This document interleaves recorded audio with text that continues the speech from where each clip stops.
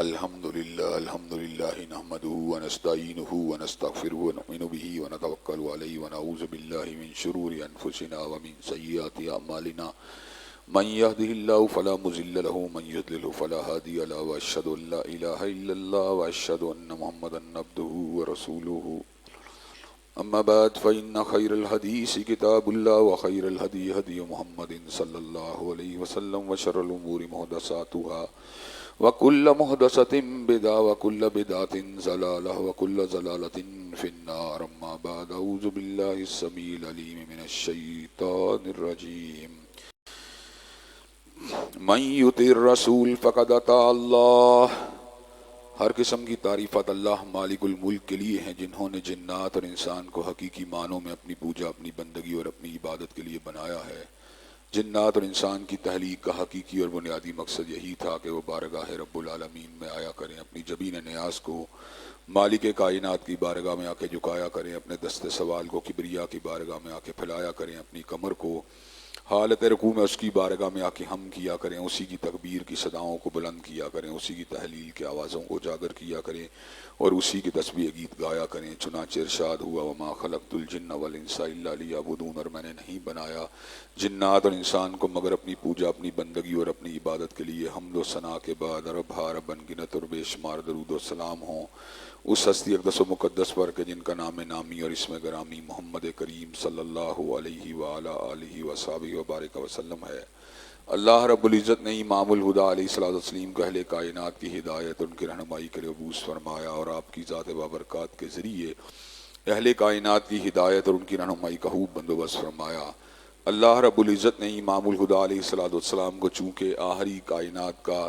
الہامی رہنما، قائد اور مقتدی بنایا تھا، اس لیے اللہ تبارک و تعالیٰ نے گونا قسم کی صفات کو اور طرح طرح کے کمالات کو آپ کی ذات اقدس کے اندر ودیت فرما دیا تھا. اور ان تمام باتوں سے بڑھ کر یہ کہ میرے آقا کی زندگی میں کوئی صبح اور کوئی شام ایسی نہیں آئی، دکھوں کی کوئی گھڑی اور خوشیوں کا لمحہ ایسا نہیں آیا جب مالک کائنات نے اپنی تائید کو، اپنی نصرت کو اور اپنی حمایت کاملہ کو آپ کے شامل حال نہ فرمایا ہو. اور ان تمام باتوں سے بڑھ کر یہ کہ اللہ تبارک و تعالیٰ نے اپنی آخری کتاب حمید کو سید العرب والعجم، امام المتقین والابرار، حضرت اشرف الانبیاء والمرسلین، حضرت خاتم النبیین جناب محمد کریم صلی اللہ علیہ وسلم کے قلب اطہر پہ نازل فرما دیا تھا. اسی کتاب حمید کا ایک انتہائی اہم حصہ اور انتہائی اہم باب جو ہے وہ حضرت رسول اللہ صلی اللہ علیہ وسلم کی ذات اقدس سے متعلقہ اہل ایمان کی ذمہ داریوں کے اوپر مشتمل ہے. اور یہ عنوان توحید قادر مطلق کے بعد اللہ تبارک و تعالیٰ کے فضل و کرم سے انتہائی اہمیت کا عنوان ہے، اس لیے کہ اس کا تعلق براہ راست ہمارے ایمان کے ساتھ ہے، اس کا براہ راست تعلق ہماری جنت کے ساتھ ہے، اس کا براہ راست تعلق ہماری دنیاوی اور اخروی کامیابیوں کے ساتھ ہے. چنانچہ اس حوالے سے میں نے آپ حضرات کے سامنے کچھ ابتدائی گزارشات کو رکھا تھا کہ ہمارے اوپر حضرت رسول اللہ صلی اللہ علیہ وسلم کی ذات اقدس کے حوالے سے یہ ذمہ داری عائد ہوتی ہے کہ ہمیں آپ کے مقام رفیع کا پورا استحضار ہونا چاہیے اور ہمارا حضرت رسول اللہ صلی اللہ علیہ وسلم کی ذات اقدس کے بارے میں بالکل واضح، قطعی اور اٹل عقیدہ یہ ہونا چاہیے کہ کائنات میں جو بھی پیدا ہوا اس کا مقام نیچے ہے اور حضرت رسول اللہ صلی اللہ علیہ وسلم کا مقام اونچا ہے.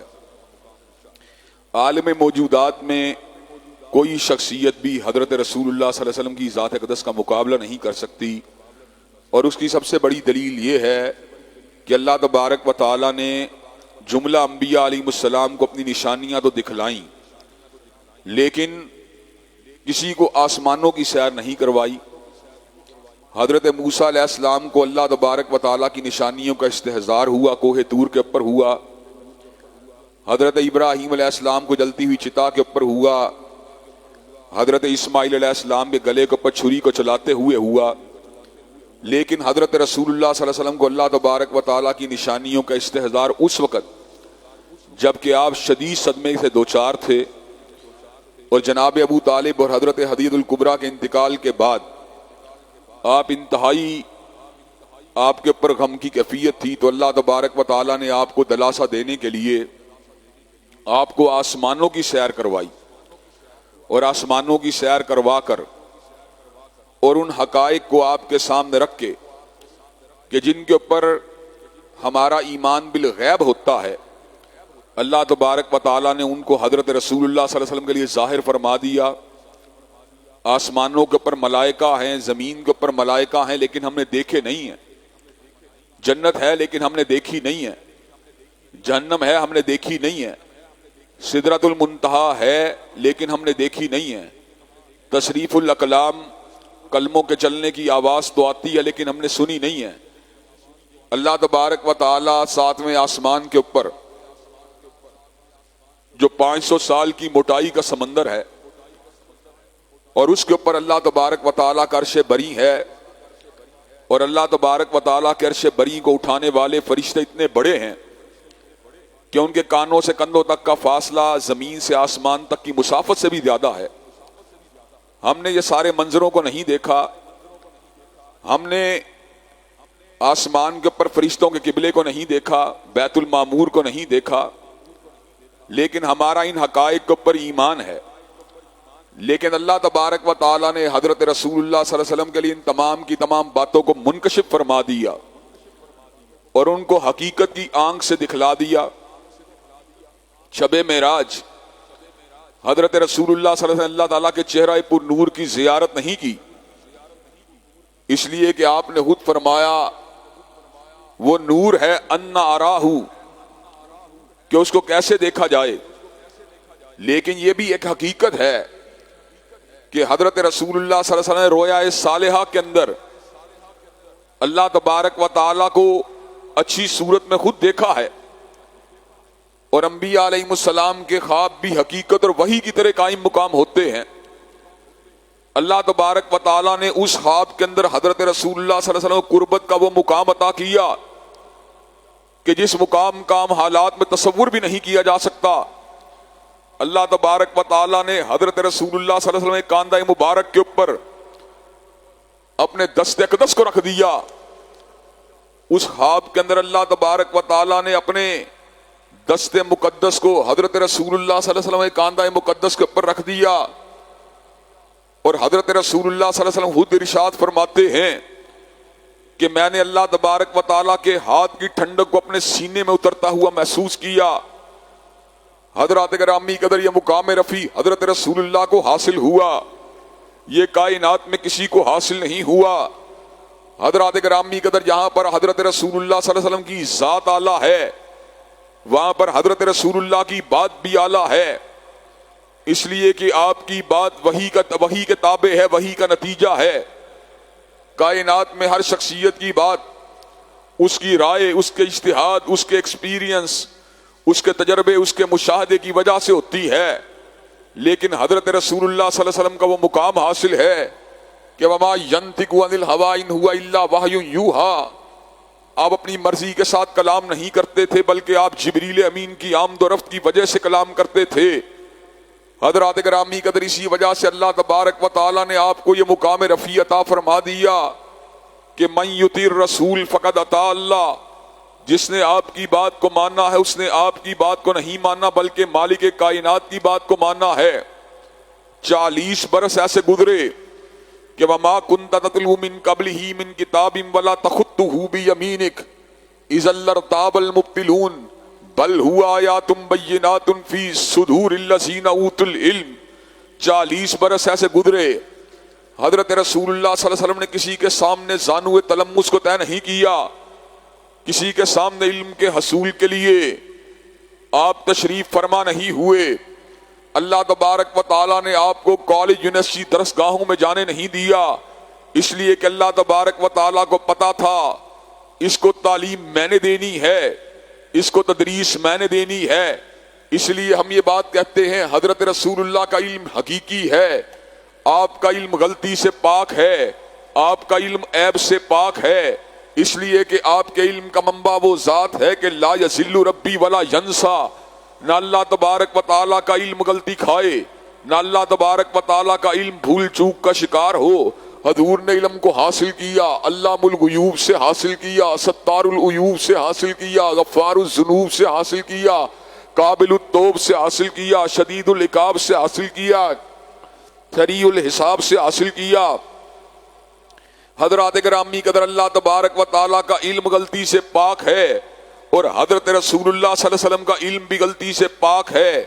اس لیے جہاں پر آپ کی بات ہو، جہاں پر آپ کا استدلال ہو، جہاں پر آپ کا فرمان مبارک ہو، جہاں پر آپ کی حدیث مطہر ہو، حضرات گرامی قدر اس کے مد مقابل کسی کے علم کی بات، کسی کے تجربے کی بات، کسی کے مشاہدے کی بات کوئی حقیقت کی حامل نہیں، کسی حیثیت کی حامل نہیں۔ جو حکمت اللہ نے آپ کو عطا کی، جو دانائی اللہ نے آپ کو عطا کی، جو فہم اللہ نے آپ کو عطا کیا، جو فراست اللہ نے آپ کو عطا کی، پوری کائنات جمع ہو کر اس فہم کا مقابلہ نہیں کر سکتی۔ حضرت حافظ محمد گوندلوی رحمت اللہ علیہ نے کیا خوب ارشاد فرمایا،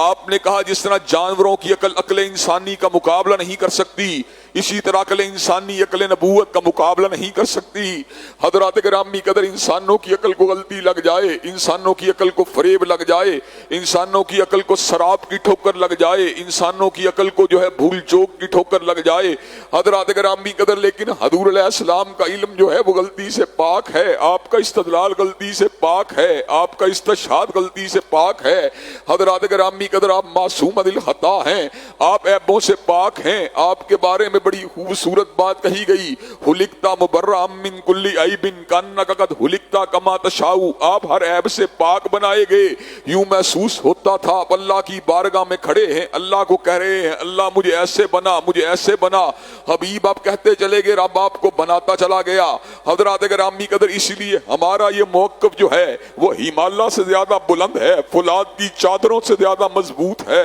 حضرات گرامی قدر، بحیرہ عرب سے زیادہ گہرا ہے کہ کائنات میں جتنی بھی شخصیات پیدا ہوئیں ان سے علم کی روشنی میں، استدلال کی روشنی میں، دلیل کی روشنی میں اختلاف کی گنجائش باقی رہے گی۔ حضرت امام ابو حنیفہ رحمت اللہ علیہ کے شاگردان رشید جناب امام محمد نے، جناب قاضی ابو یوسف نے ادلہ کی روشنی میں حضرت امام ابو حنیفہ سے اختلاف کیا۔ حضرات گرامی قدر، حضرت احمد ابن حنبل رحمت اللہ علیہ کے فتاوی جاز سے دلیلوں کی روشنی میں اختلاف ہوتا رہا۔ حضرت امام شافعی کے استدلال کو دلیلوں کی روشنی میں پرکھا جاتا رہا۔ حضرت امام دار الہجرہ حضرت امام مالک کے استدلال کے ساتھ بھی ادلہ کی روشنی کے اندر اختلاف ہوتا رہا۔ امت کے عظیم مجتہد حضرت حافظ ابن تیمیہ کے استدلال کے ساتھ بھی ادلہ کی روشنی میں اختلاف ہوتا رہا۔ لیکن کائنات کی وہ واحد ہستی جن کے ساتھ اختلاف کی کوئی گنجائش وجود نہیں، وہ امام کائنات کی ہستی ہے، وہ حضرت رسول اللہ کی ہستی ہے، وہ سیدنا بدر منیر کی ہستی ہے،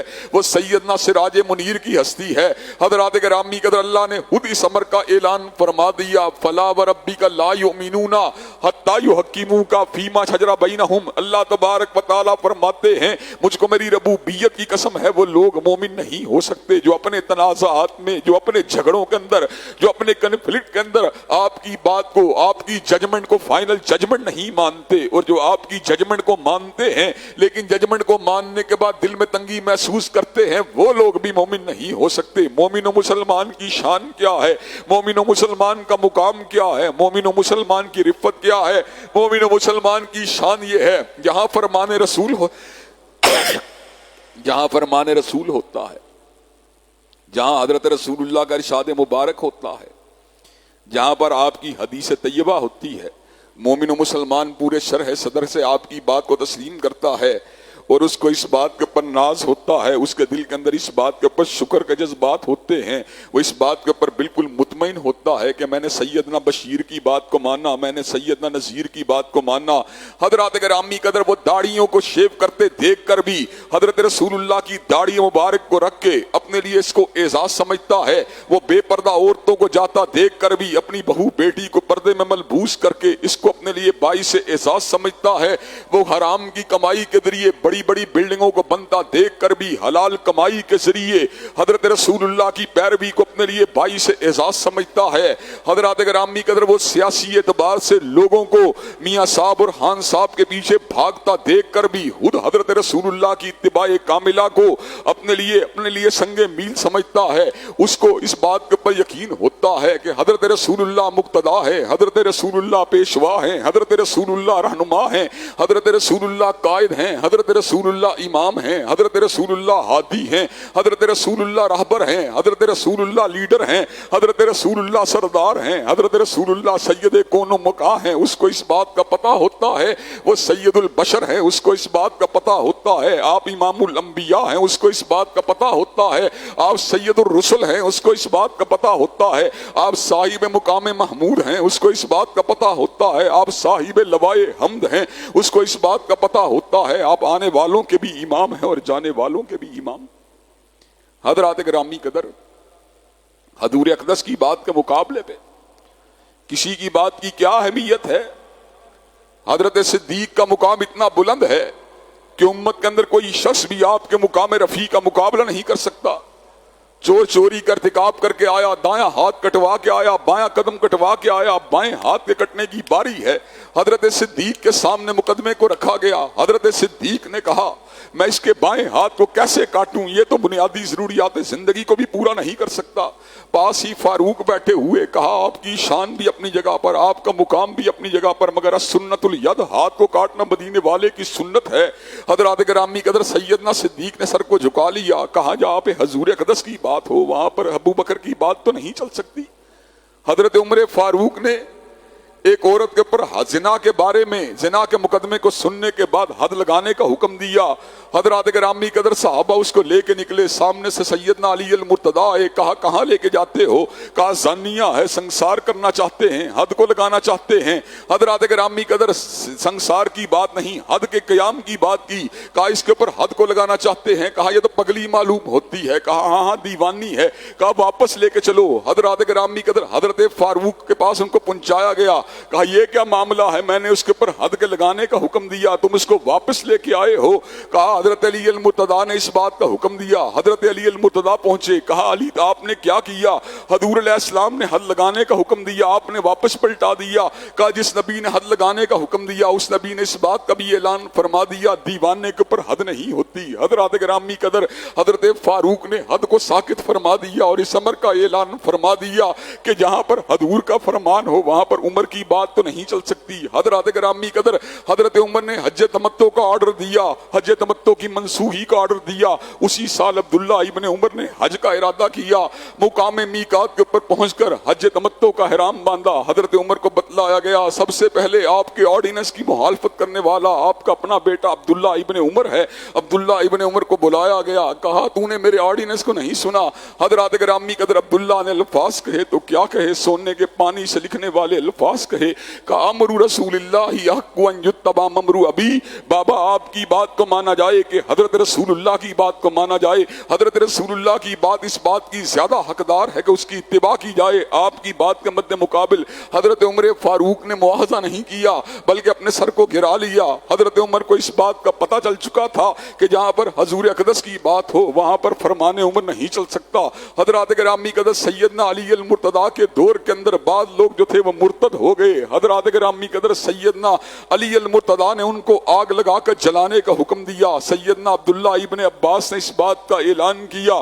کہ حضرت علی کو ان کو آگ نہیں لگانی چاہیے، اس لیے کہ حضور علیہ السلام نے اس بات کا اعلان فرما دیا لا تعذبوا بعذاب اللہ، اللہ کے عذاب سے کسی کو عذاب مت دو۔ حضرات گرامی قدر سیدنا علی نے کہا عبداللہ نے پہلے بتلایا ہوتا علی کبھی ان کو آگ نہ لگاتا۔ حضرات گرامی قدر حضرت امیر معاویہ جو ہیں وہ بیت اللہ الحرام کی زیارت کے لیے آئے ہیں. حضرات گرامی قدر بیت اللہ کو جو ہے اس کی زیارت کرنے کے دوران جو ہے رکن شامی کو چھو رہے ہیں, رکن یمانی کو چھو رہے ہیں. حضرات گرامی قدر حضرت عبداللہ ابن عباس نے کہا وما آتاکم الرسول فخذوہ وما نہاکم عنہ فانتہوا, جس کو حضرت رسول اللہ پکڑ لیتے ہیں اس کو, جس کو دیتے ہیں اس کو پکڑ لیجئے, جس سے روکتے ہیں اس سے رک جائیے. حضرت رسول اللہ نے رکن یمانی کو چھوا ہے, رکن شامی کو نہیں چھوا. حضرات گرامی قدر حضرت امیر معاویہ جو ہے اس بات سے دستبرداری کا اظہار کر دیتے ہیں. حضرات گرامی قدر سوچنے کی بات یہ ہے, جہاں پر صدیق و فاروق کی بات حضور اقدس کی بات کے مقابلے میں نہیں چل سکتی, جہاں پر عثمان و علی کی بات حضرت رسول اللہ کی بات کے مقابلے میں نہیں چل سکتی, جہاں پر سیدنا معاویہ کی بات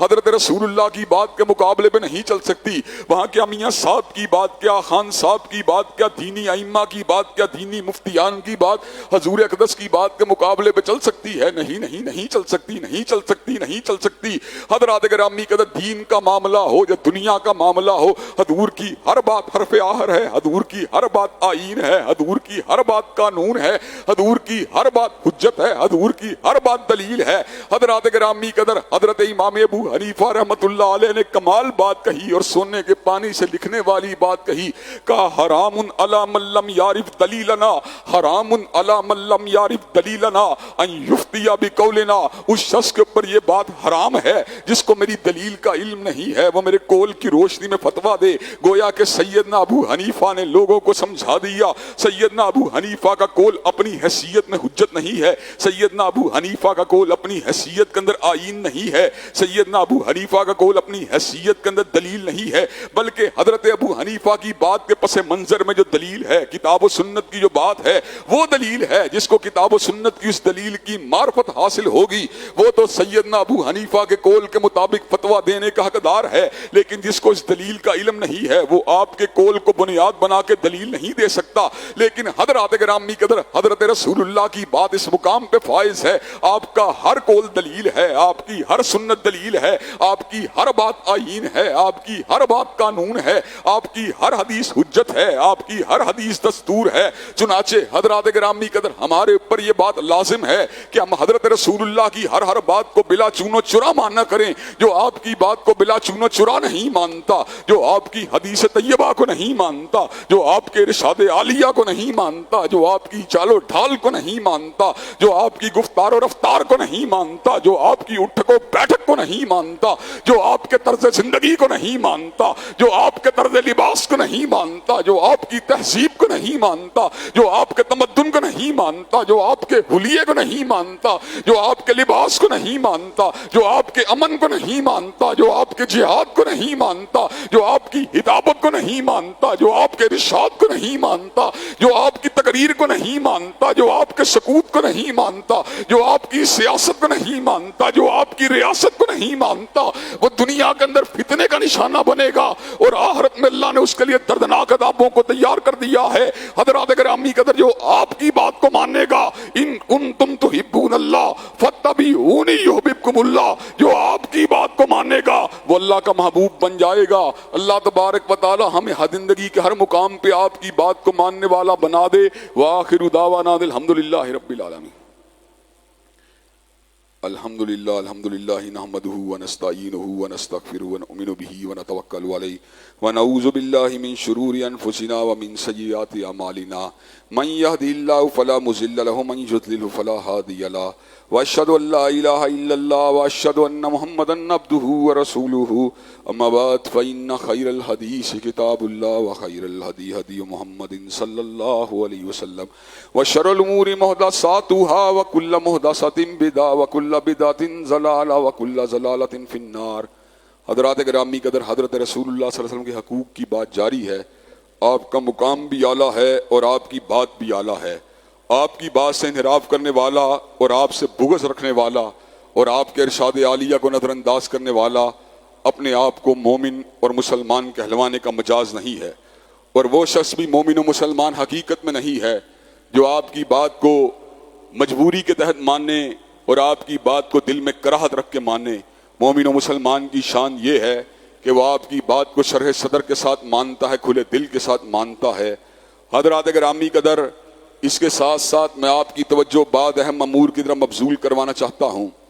ہمارا ملک اللہ تبارک و تعالیٰ کے فضل و کرم سے جو ہے ایک لا الہ الا اللہ کے نام کے اوپر بننے والی ریاست ہے، اور اس کے اندر عوام کا متحد رہنا انتہائی ضروری ہے۔ حضرات گرامی قدر سندھی، بلوچی، پختون، پنجابی، ان کے اتحاد کے ساتھ اللہ تبارک و تعالیٰ کے فضل و کرم سے ملک جو ہے اس کی باقی رہے گا، اور انشاءاللہ ملک مستحکم رہے گا۔ حضرات گرامی قدر اس ملک کے اندر کثیر القومی جو ہیں لوگ آباد ہیں، اس ملک کے اندر مختلف فرقوں اور مختلف مسالک کو ماننے والے لوگ آباد ہیں۔ مسلکی ہم ہنگی کا تقاضا بھی یہ ہے، جو بھی بات کی جائے دلیل کے ساتھ بات کی جائے، برہان کے ساتھ بات کی جائے، سچ بات کو اس حد تک ہوا نہ دی جائے کہ لوگوں کا جینا محال کر دیا جائے، لوگوں کو جو ہے نفرتوں کا نشانہ بنا دیا جائے۔ الحمدللہ ہم نے جب بھی بات کی ہے اعتدال کے ساتھ، دلیل کے ساتھ، برہان کے ساتھ بات کی ہے۔ حضرات گرامی قدر اسی طرح یہ ملک جو ہے وہ سیاسی انارکی کا بھی متحمل نہیں ہے۔ ایک عرصہ دراز سے مختلف طرح کے جائز ناجائز جھوٹ سچ الزامات لگا کر ملک کی دو بڑی جماعتیں ایک دوسرے کو نیچا دکھانے کے لیے پبلک کو جو ہے یرغمال بنائے ہوئے ہیں۔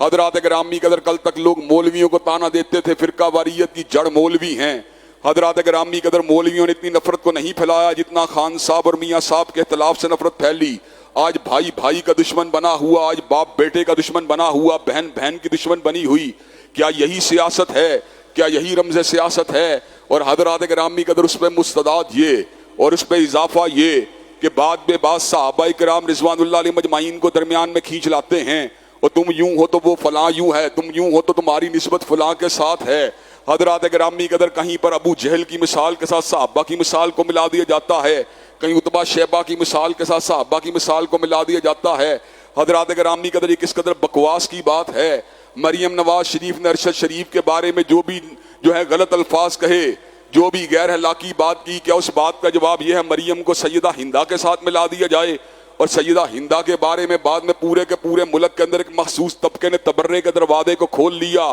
حضرات گرامی قدر سیدہ ہندہ کے اوپر اس الزام کو لگایا گیا، معاذ اللہ ثم معاذ اللہ، کہ سیدہ ہندہ جو تھی انہوں نے اپنے گھر کے اوپر سفید جھنڈا لگایا ہوا تھا، اور شرم کے ساتھ ڈوب کے مر جاؤ۔ حضرات گرامی قدر سیدنا امیر معاویہ کی ماں ہونے کی وجہ سے اور جناب ابو سفیان کی بیوی ہونے کی وجہ سے سیدہ ہندہ کے بارے میں جھوٹے الزام لگاتے ہو۔ اللہ تبارک و تعالیٰ کو کیا جواب دو گے جب حضرت رسول اللہ نے سیدہ ہندہ سے بیعت کو لیا تھا؟ جب آپ نے اس موقع پہ زنا نہ کرنے کی بات کی تھی تو سیدہ ہندہ نے کہا تھا کیا کبھی خاندانی عورت بھی زنا کرتی ہے؟ حضرات گرامی قدر آپ اس تقدس مآب عورت کے بارے میں کیا بکواس کر رہے ہیں، کیا ہرزہ سرائی کر رہے ہیں؟ حضرات گرامی قدر سیدہ ہندہ ما قبل الاسلام یقیناً حضرت رسول اللہ کی مخالف تھی، لیکن حضرات گرامی قدر جب آپ نے اسلام کو قبول کر لیا تو آپ نے حضرت رسول اللہ کے سامنے اس بات کو رکھا۔ آپ کا گھرانہ جو تھا وہ میرے دل کے اندر اس کے بارے میں کراہت تھی، لیکن آپ کا گھرانہ اور آپ کی ذات اقدس آج دنیا میں سب سے بڑھ کے مجھے محبوب ہے۔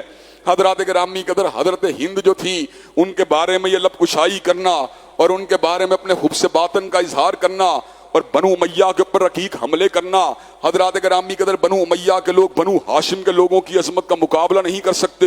بنو ہاشم کا قبیلہ بنو امیہ سے اعلیٰ ہے، لیکن حضرات گرامی قدر سوچنے کی بات یہ ہے بنو امیہ کے گھرانے میں حضرت رسول اللہ کی کتنی رشتہ داریاں ہیں۔ حضرات گرامی قدر حضرت ام حبیبہ جو حضور علیہ السلام کی اہلیہ ہیں اور جناب ابو سفیان کی بیٹی ہیں، ان کا تعلق بنو امیہ کے ساتھ ہے۔ حضرات گرامی قدر حضرت عثمان ابن عفان جن کا تعلق بنو امیہ کے ساتھ تھا، حضرات گرامی قدر حضرت رسول اللہ نے اپنی ایک بیٹی جناب رقیہ کو آپ کے قدم میں دے دیا، جناب ام کلثوم کو آپ کے قدم میں دے دیا، اور اپنی دو بیٹیوں کے انتقال کے بعد اس بات کا اعلان فرما دیا اگر نبی کی 40 بیٹیاں بھی ہوتی نبی دیتا جاتا، انکار نہ کرتا۔ حضرات گرامی قدر بنو امیہ کے بارے کے اندر بغض رکھنا اور باقاعدہ طور پہ اس کو ٹارگٹ کر دینا اور باقاعدہ طور پہ اس کی جو ہے کریکٹر اسیسینیشن کی کوشش کرنا، جو اموی ہے اسے گالی دینا، حضرات گرامی قدر یہ تو جاہلیت کی نشانی ہے۔ حضرات گرامی قدر قبائل تو تعارف کے لیے ہوتے ہیں، تقوی والا جس بھی قبیلے کے ساتھ ہو اس کا مقام اونچا ہے،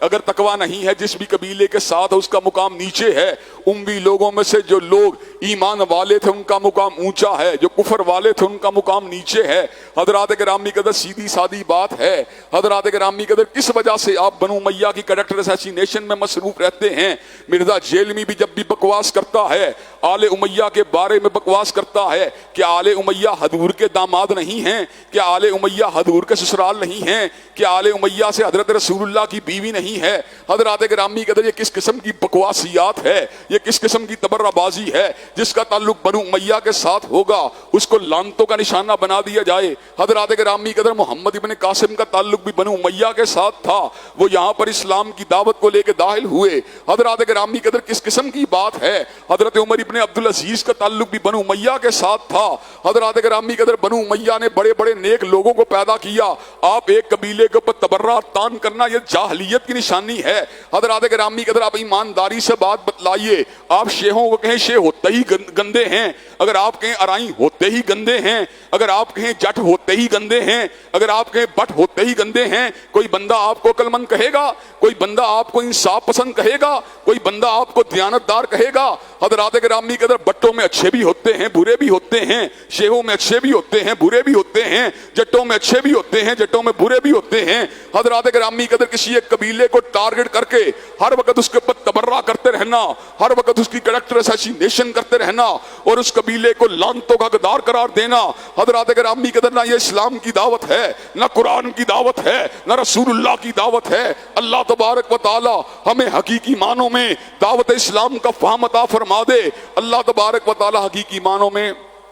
ہمیں سیدھے رستے پہ چلنے کی توفیق عطا فرما دے۔ حضرات گرامی قدر ہمارے ایک ساتھی بڑے مجبور و مقہور ہیں، پچھلے جمعے بھی آئے تھے، آپ تمام دوست ساتھی جمعے کے بعد جو ہیں ان کی مدد فرما دیجئے۔ اللہ تبارک و تعالی ہم سب کو جو ہے ہمارے احوال پر رحم فرمائے۔ ہم اس جمعے کے اندر جو ہے اپیل نہیں کرتے، اس لیے اس اپیل کو بنیاد بنا کر کوئی شخص جو ہے مستقبل کے اندر اپیل کا دروازہ مت کھولے۔ ان اللہ یامر بالعدل والاحسان وایتاء ذی القربى وینہی عن الفحشاء والمنکر والبغی سبحان ربک رب العزۃ عما یصفون وسلام علی المرسلین والحمد للہ رب العالمین۔